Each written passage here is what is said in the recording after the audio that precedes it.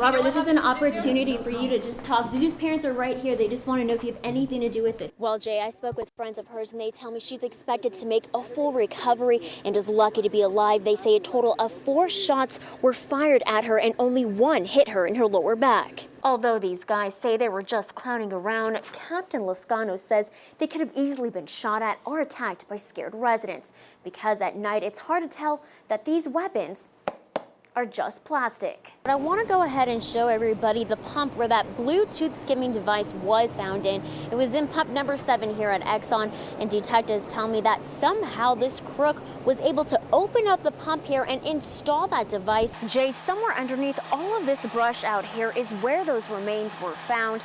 Now, although Sheriff Mark Donaldson declined to do an on-camera interview with us today, he did tell me that the bones were found not too far from this roadway here.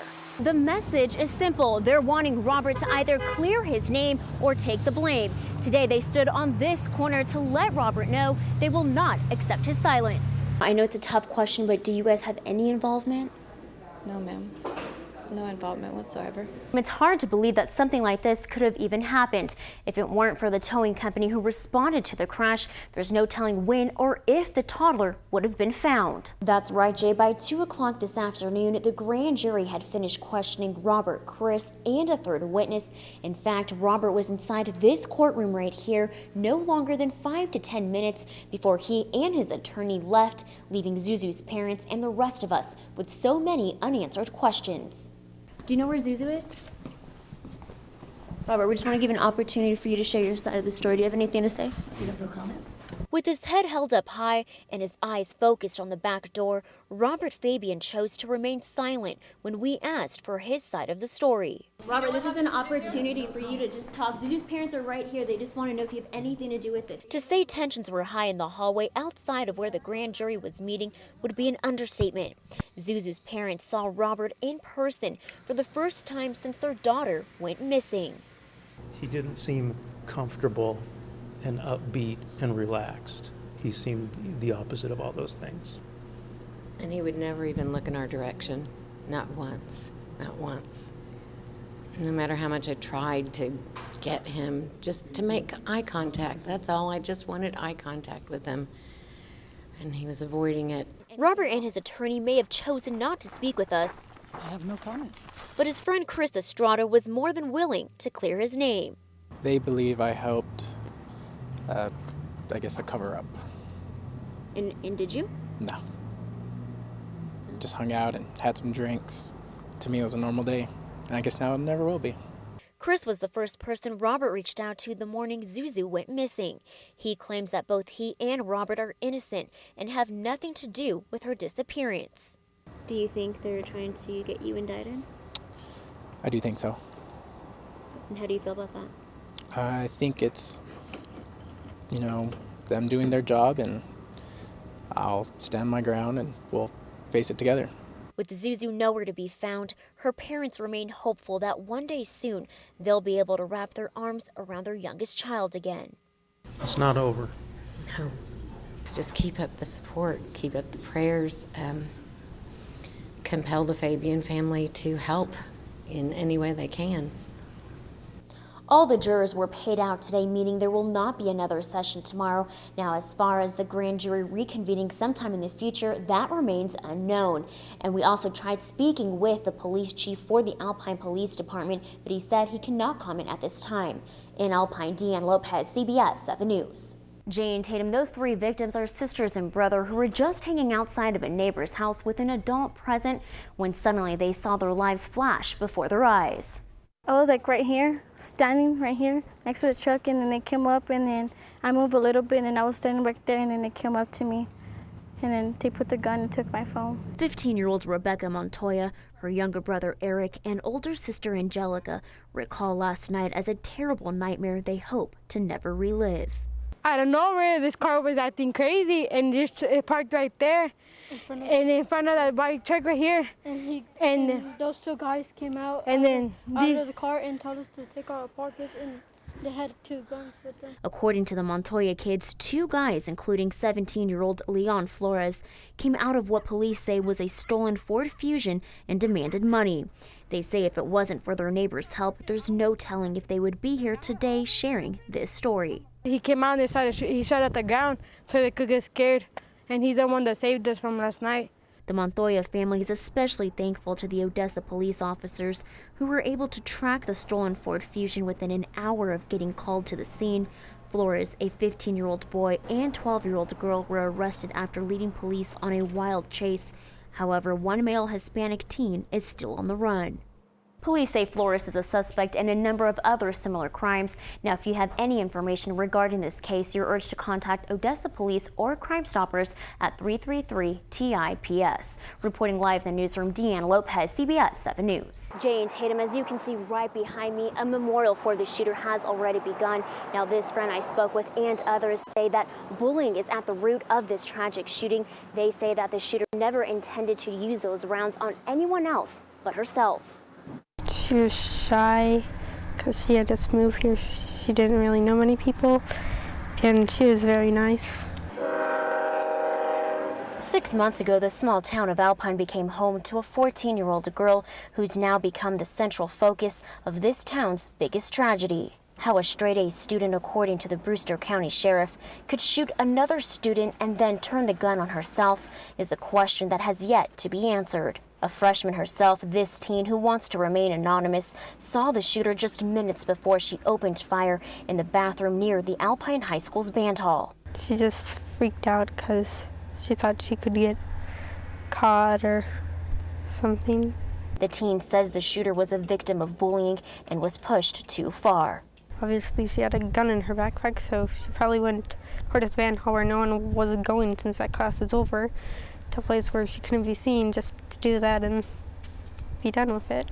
This teen isn't the only one who told me that the shooter was bullied. Cade, Blevins, a close friend of the victim who was shot, tells us several students told him the shooter was bullied. These girls were telling her to kill herself and that she's a terrible person. It's like pretty bad stuff.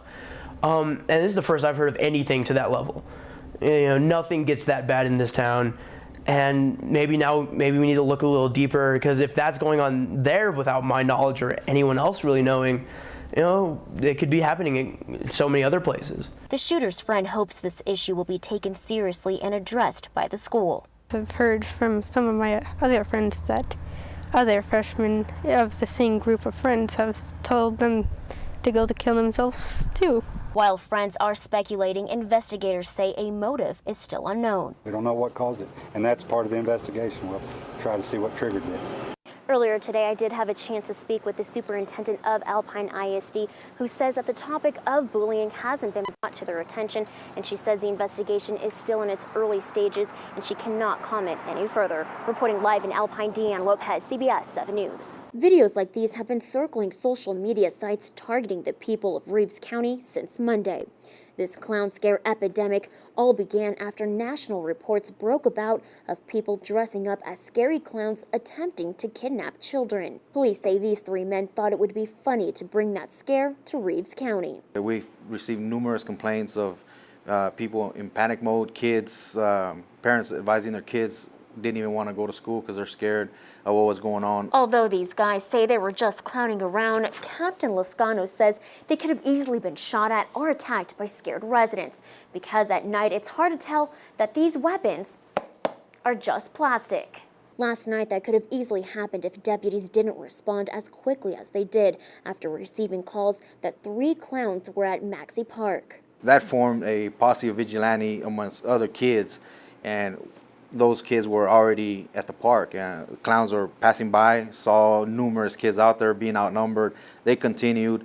They're chasing each other around. Fortunately, the group of people called police during their chase, and deputies were able to put the clowns behind bars. We wanted to prevent a tragedy and keep everybody safe, not only the community, but also the kids involved with the clowns. Just hours before Graciela was brutally murdered outside her house, she called the sheriff's office after her ex-boyfriend, Luis Lopez, had been circling her block and making threats. But her family says no one showed up to help. I mean, I feel like she could still be here today if more action was taken, not just a slap on the hand and say, you know what, go home, or, you know, don't come around anymore. It was a toxic relationship that 26-year-old Graciela Ceniceros had struggled to get out of for the past 2 years.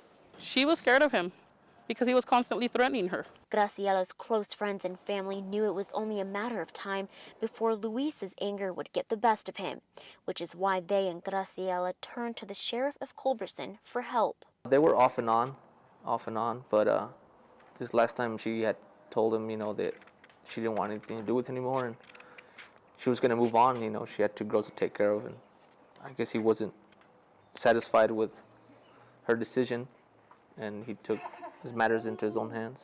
The day before Luis brutally stabbed the mother of his children to death, her family says he called her and threatened to kill himself if she didn't get back together with him. Not too long after that phone call, Graciela's family say she called the sheriff's office because she had a restraining order against Luis, but they say her cry for help was ignored. At around 5 the next morning, Luis broke into Graciela's home through this window. That's when he attacked her inside the house, and she proceeded to run outside, where he stabbed her multiple times. Sheriff Oscar Carrillo refused to comment on the family's accusations, only stating that he could not discuss the case with us due to the ongoing investigation. Hope that this brings awareness to the department and not treat every call as a previous, you know, domestic call like the same. Graciela's family has set up a GoFundMe account for her 2 surviving daughters. If you'd like to make a donation, just visit our website at cbs7.com. In Van Horn, Deann, Lopez, CBS 7 News. Jay and Tatum, the indictment doesn't explain what evidence District Attorney Bobby Bland has on Grace. However, it does say that she and Gabe worked together to murder their parents inside their home here. There's no perfect family, but if you were to ever look at a family and say, man, that's a perfect family, you know, they were it. This is how friends and family remember the McDonald family: Greg, Jana, Grace, and Gabe. So when news broke on March 2nd that 17-year-old Gabe allegedly shot and killed his parents as they slept, many in the community were at a loss for words. And now, another shocking development. Investigators say 22-year-old Grace assisted her brother in killing their parents. Reaction on social media from people who know Grace indicate a strong circle of support. One friend on Facebook writes, "Me and Grace are good friends, and I've never seen evilness of her." Another says she's such a sweetheart, especially growing up. Her parents were so involved with them. Ector County District Attorney Bobby Bland wouldn't tell us when their investigation into Grace's involvement began, but he did say they presented evidence to the grand jury on Monday. From day one, we've always worked with the police to make sure that the evidence was examined, that if anything developed, we follow that up. And that's what we did in this case, just like we do in any other case. Grace is charged with capital murder and criminal conspiracy. While Bland isn't saying she pulled the trigger, he says she did take part in planning her parents' deaths. And in Texas, if Grace is convicted, she will be charged as if she was the one behind the gun. This does not change the charges against James Gabriel McDonald. He is still charged with the crime of capital murder, and it didn't change the evidence against him. Bond is set at $2 million for both Grace and Gabe. Bland says the next step here is to extradite Grace back from Arizona. As you may recall, attorney Justin Lowe says that she was out there receiving some sort of medical treatment. I also had a chance to speak with Gabe and Grace's grandmother today, who says she is supporting her grandchildren 100% and doesn't believe Grace had anything to do with this murder. She tells me that she's still trying to wrap her head around this latest news. Reporting live in Odessa, Deann, Lopez, CBS 7 News.